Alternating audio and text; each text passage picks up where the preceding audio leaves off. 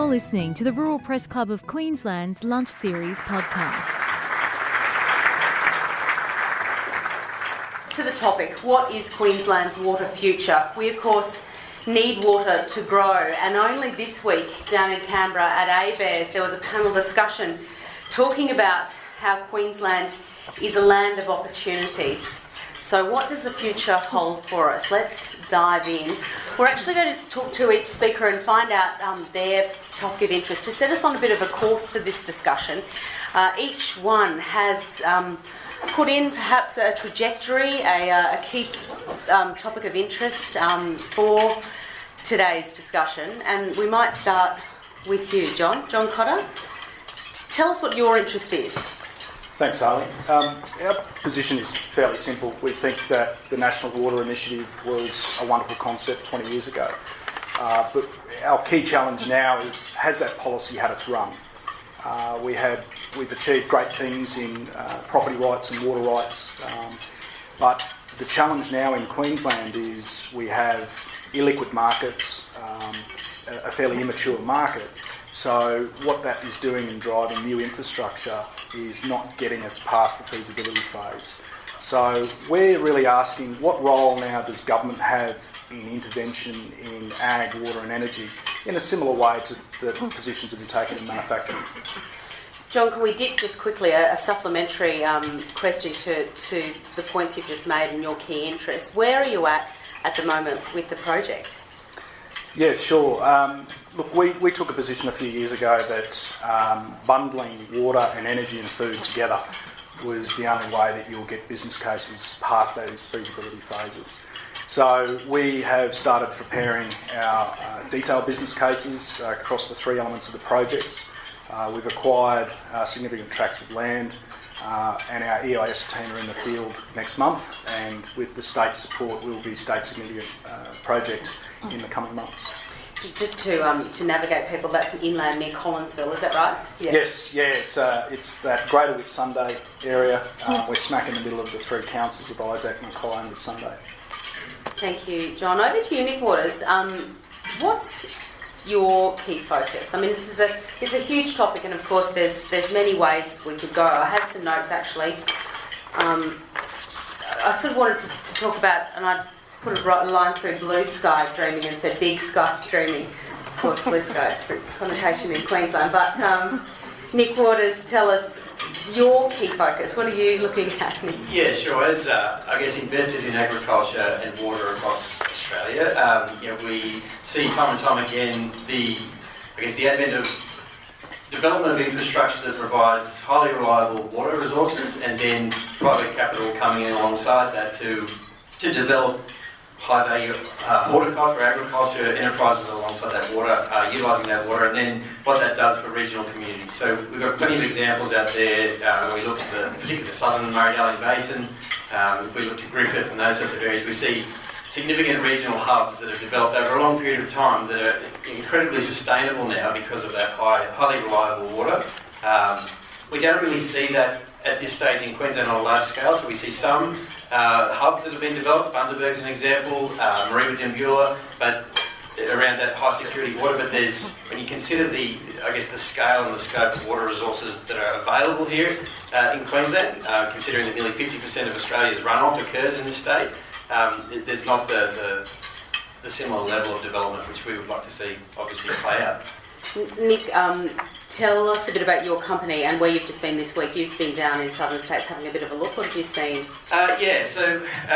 We're investment managers across agriculture and water. We invest on behalf of offshore pension funds and institutional investors and super funds here in Australia.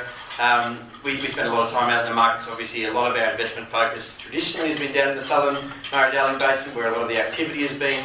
We see a lot of opportunities outside that area, in the sort of northern basin and even outside the basin. Driving around down in the southern basin at the moment, it's flourishing. I lived in Mackay for a little while, trading sugar. It was a boom town at the time because of the mining boom. Towns like Mildura and Griffith, they have that feel about them, but it's more of a food boom. Now, despite the drought, despite the dry times, and the high water prices that have been experienced the last couple of years, people are still doing quite well down in those areas. So it just goes to show that resilience that comes out of reliable water resources. Plenty of lessons to be learned in that part of the world, of course. To you, Leith Bully, and tell me what's your focus today? Thanks, Ali. Like every one of you, water runs through my veins.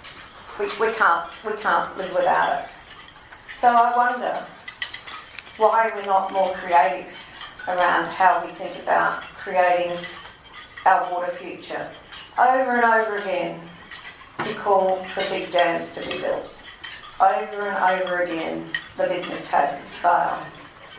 And they're going to continue to fail unless we change the way we do things, unless something changes in the system that we're operating in. Some of Sunwater's work in our regional blueprint investigations suggests that perhaps for agriculture, things like smaller distributed infrastructure that services individuals and small communities might work. And if you look to the Darling Downs and northern New South Wales and the Riverina, as Nick's mentioned, you see that private investment booming and providing great value for those communities. Then for our urban communities, urban regional communities, if you think about climate change, sometimes a big dam's not going to be very helpful to us. Sometimes a small dam's not going to be very helpful to us. We need to be looking at climate resilient water sources, recycling, desal, and we really need to focus on how to bring all of those water resources together. So I'm going to leave you with a question rather than an answer.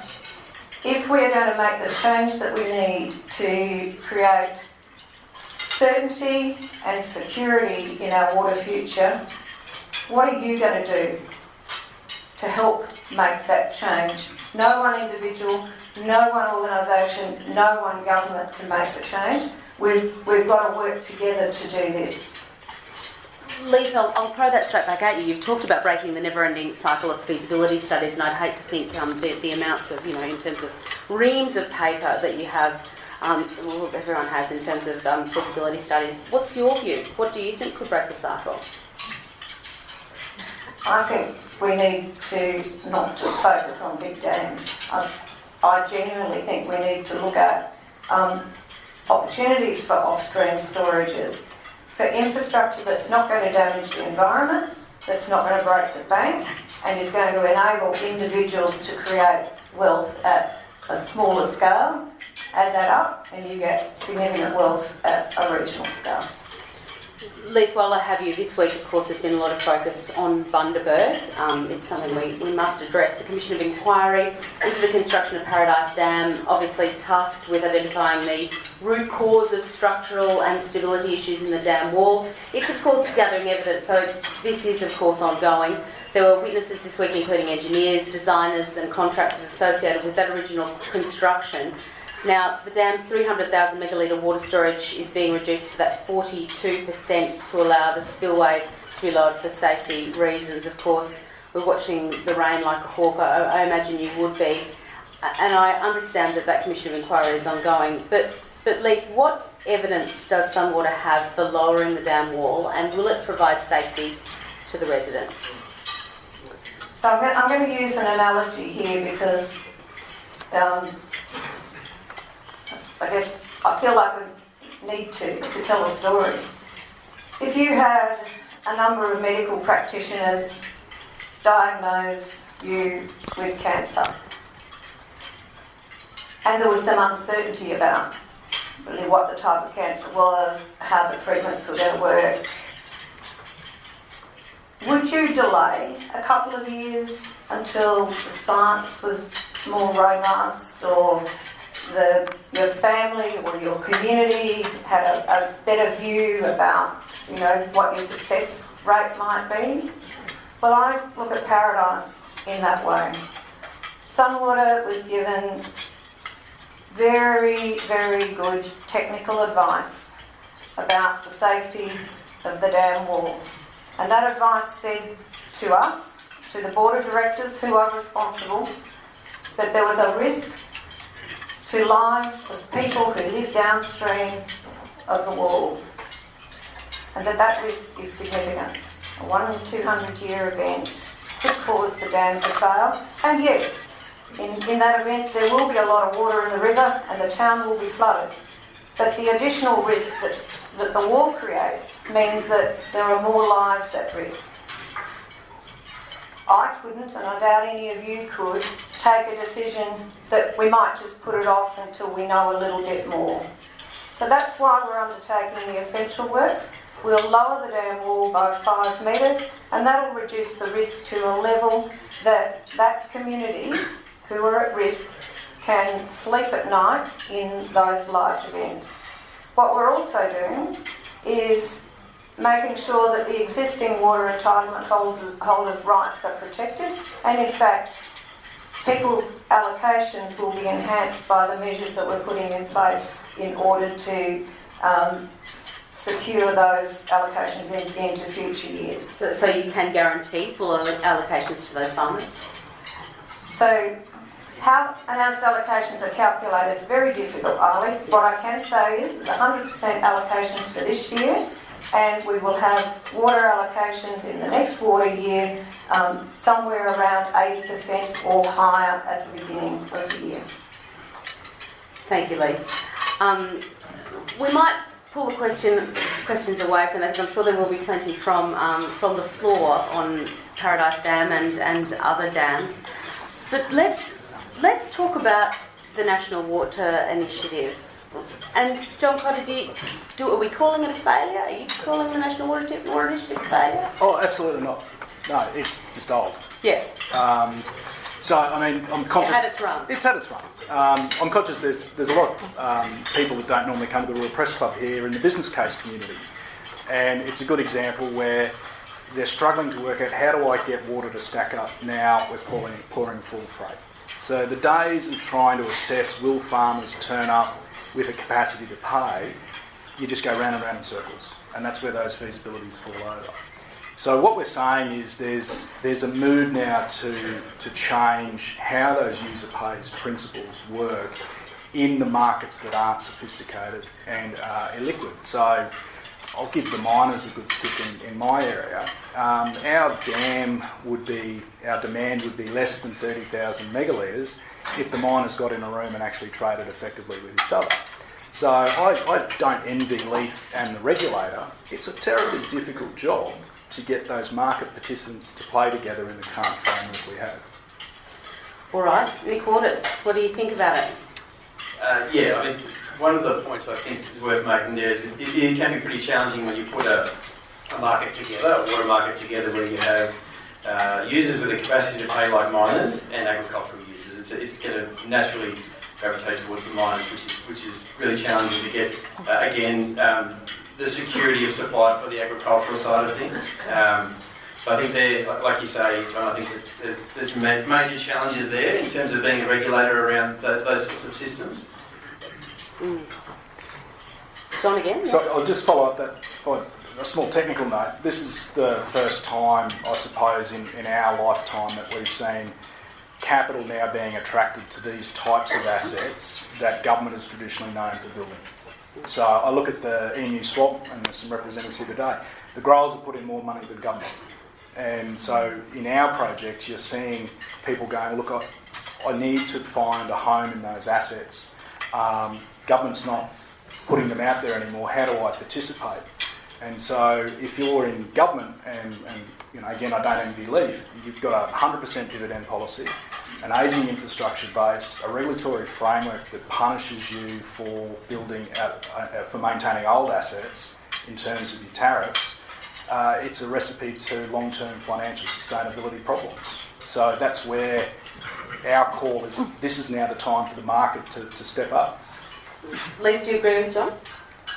I absolutely agree that it's time for the market to step up and for us to approach these projects in different ways than in the past. And I congratulate John for the personal commitment he's made to the Urana scheme in the first instance, What I would say is that the National Water Initiative is the National Water Initiative, and if we were to be thinking about further reform, then it would be wonderful to see our entire country come back together again and have co-ed focus on water, given that we will have no industry, we will have no towns, we will have no agriculture if we don't have a secure water future, and our country seems to have forgotten that. Nick? Yeah, and maybe just to add to that in terms of the National Water Initiative and take John's comments and Lisa as well, particularly as they regard to building new infrastructure, maybe in defence of the National Water Initiative a little bit more in terms of how they've framed up the market regulation and how the market's been created. I think it's fair to say that in our view at least that's been a huge success. I think there's a lot of independent evidence out there that supports that.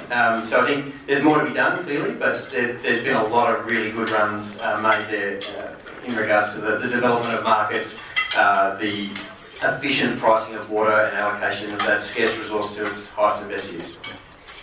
So let's move on to the prospect of building new dams. What do you think about that, John? Obviously you're in the process of it, so that's... Well, I had hair when I started. So greenfield infrastructure in Australia right now is 10 years. So, we've got 3.5 years to go, 2,500 approvals to go through. That's what new infrastructure actually means. So is it a wonder that when you get to the end and ask people to pay for something, it's actually expensive? So it is tough. I think if I could say that government in this space has probably lost its entrepreneurial decision making. There's no way, with due respect to Sunwater or Stanwell, that they would be taking any of the entrepreneurial risks that our organisation is taking, because we want to charge through because we see the opportunity. At the end, we know there's guys like Nick waiting there to pick up some of those assets and develop them through. So, in that sense, you're obviously right in the box seat, building this new dam, this new scheme. What needs to be thought about? What are the key things? Well, I think it's the old bandwagon of regulatory certainty. You have a series of processes in government regulation where you're trying to get, say, the Coordinator General to actually pull everyone together.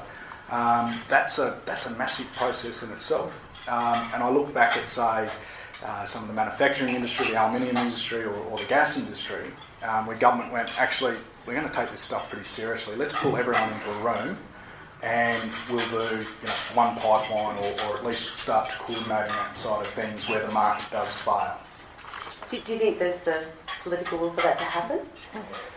I think, look, I'll wear the retailer hat for a second, and what we see in the water industry and the consumer market.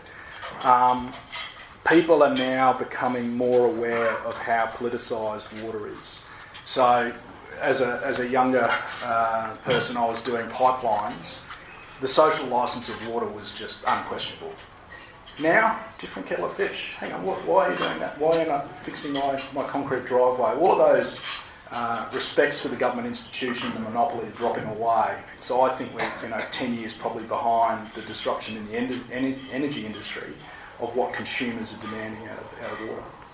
Nick, I was just going to throw in there, just as a live example of how it can work with the New Swamp Dam and seeing how things are going there. And it's been a real public partnership approach to that, but it shows, again, when you have high-value agriculture in the form of annual vegetables, fresh produce that can afford to contribute to the project up front, then things can happen, things can get done. So I think that's a sign of what can happen. And as you said, it doesn't have to be huge dams, but you can create incredible value for a regional community like Stanthorpe and for Queensland in general.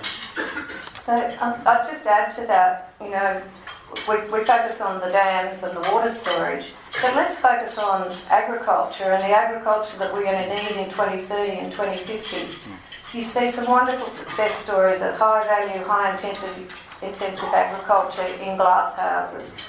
Look at Sundrop in South Australia and how they're producing amazing quantities of tomatoes on desal and solar. So let's turn to the other end of the equation, which is, how do we produce more high quality, wonderful agriculture from smaller and smaller quantities of water? Thanks, Lee. Let's think big though as well. What about northern Queensland and what that could offer? I'll go to Nick on that question in terms of lots of dams slated for that part of the world. Sure. I mean, it seems like at the moment something like the land of opportunity, and clearly there's others that are recognising that. We've seen some pretty large operators from northern New South Wales, who are traditionally cotton growers, move up into the Gulf, into northern Queensland, where they can see that, I guess, availability of water, and from an economic unit, land and water together at a much cheaper rate than what they have to pay in the Murrumbidgee or the Riverina. So we think obviously there's something there. To my point earlier, when you look at the statistics, nearly 50% of Australia's runoff occurs in Queensland. Most of it runs into the Gulf or the Coral Sea very quickly. Surely there has to be an opportunity there to capture at least some of that water and divert it into production of food, production of high value agriculture. It just seems like I understand it requires political will and there's risks involved, but I think if we're serious about regional development and creating that resilience of regional economies and supply chains, we need to find a way to take those next steps and make these projects get past feasibility studies and get real. And is it build it and they will come, or where? Yeah, I guess history would tell us it is. We've seen that again, to go back to my earlier point, with towns like Griffith. If you didn't have the water resources that are available in the Murrumbidgee River, Griffith may exist, but it would be a tiny little wheat farming town. It wouldn't be anywhere near the 20,000 plus person powerhouse that it is today. So yeah, I think from an investment point of view, when we look at agriculture, if there's reliable water resources, there's the right soil and the right climate, then there's appetite to invest. So yes, build it and they will come. What about towns to support these types of new ag ventures? Do we need a Kununurra of the north kind of thing? Look, I'm no expert on town planning, but it could be that the existing towns just become bigger. So it could be increasing towns like Julia Creek, Hume, and those sorts of things. So I don't know that it needs to be a specific town. I think the towns are probably already there, but yeah. John, what are you? Sorry, Lee, you were. I was just going to build on that. Yes, there's lots of water resources in the north. There's also some very significant climate challenges with increasing extreme events. And if you own a dam in North Queensland, let me tell you, you're very focused on dam safety, and of course the standards are very high in terms of what you're required to do in order to be able to keep that dam safe. So again, that just goes to my argument around if we didn't have really large infrastructure, perhaps we would be better able to afford to maintain a smaller suite of infrastructure. But also, when we build a dam, that's not the only infrastructure we need in order to create wealth. You've got to create the infrastructure to distribute the water to the people who are going to use it. You need roads, you need ports, you need a whole flow-on of infrastructure. And so turning our mind to projects in the way John's doing with Urana is really important, that we have an integrated approach to thinking about what we're doing and why. And there may well be, unfortunately, some preferred places to do these things, which causes its own politics.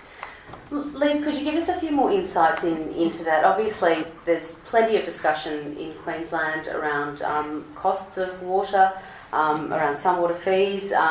Is it more of a matter of perhaps looking at the real cost of maintaining water infrastructure versus the actual expense? I'm not quite sure I understand the question. Sorry, Lee. Just in terms of Sunwater's experience and your experience with Sunwater, and looking to the future, is there perhaps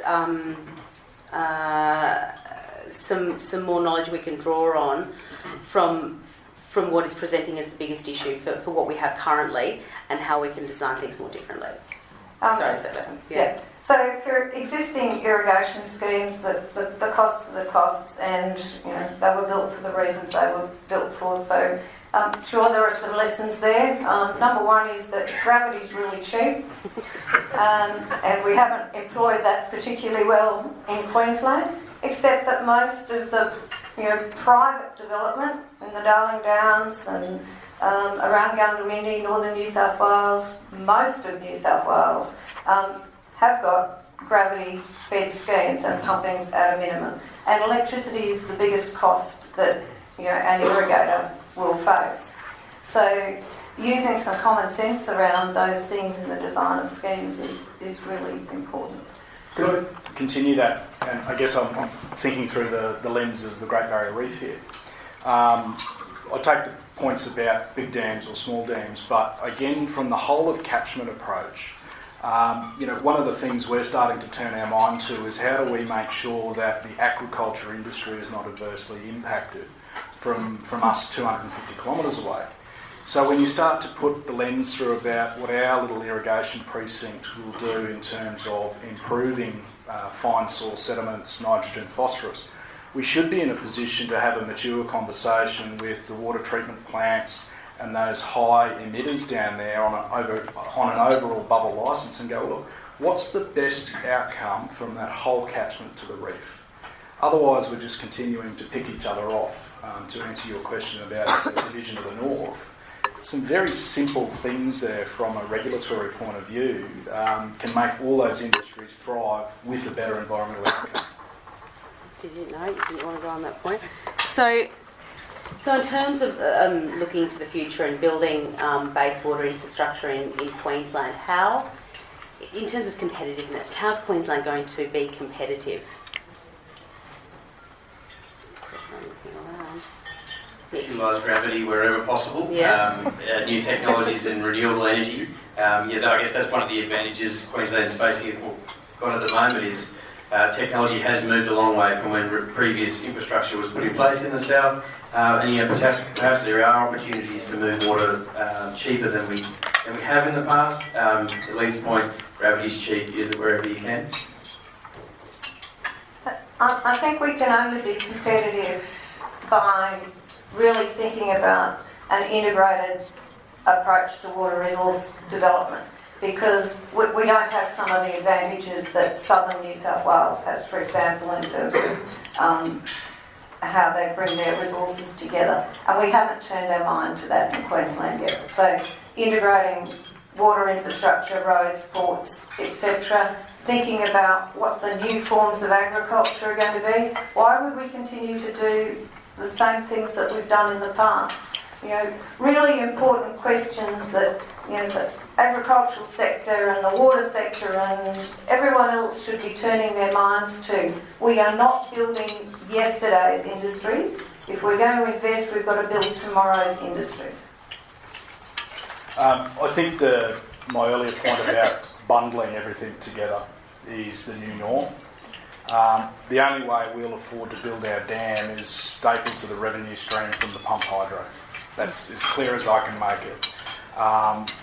We will have a bundle option with the irrigation that has us going straight to the high crops rather than going through the cycles of building up. It's the only way it works financially. So that is the market opportunity of looking at those things combined, I think will be how we'll be competitive. You've been listening to the Rural Press Club of Queensland's Lunch Series podcast.